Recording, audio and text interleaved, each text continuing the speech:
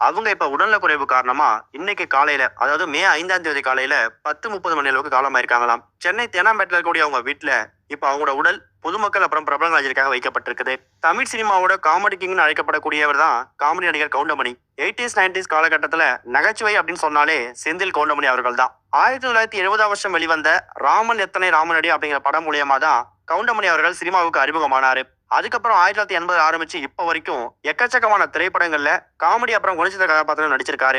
16 வயதுல திரைப்படத்து மூலியமா தான் கவுண்டமணினா யாரு அப்படிங்கிறது பல பேருக்கு தெரிய வந்துச்சு. நடிகர் கவுண்டமணி 1963ஆம் வருஷம் சாந்தி அப்படின்னு சொல்லக்கூடிய ஒரு பெண்மணியை திருமணம் பண்ணிக்கிட்டாரு. திரைப்படங்கள்ல ஹீரோ லவ் பண்ணும்போது அவங்களுக்கு ஹெல்ப் பண்ற மாதிரி கேட்டு நடிக்கக்கூடிய கவுண்டமணி நிஜத்துல லவ் பண்ணி தான் திருமணம் பண்ணிக்கிட்டாராம். இவங்களோட மனைவி பேரு சாந்தி. இவங்களுக்கு செல்வி அப்புறம் சுமித்ரான்னு சொல்லி 2 மகள்கள் இருக்காங்க.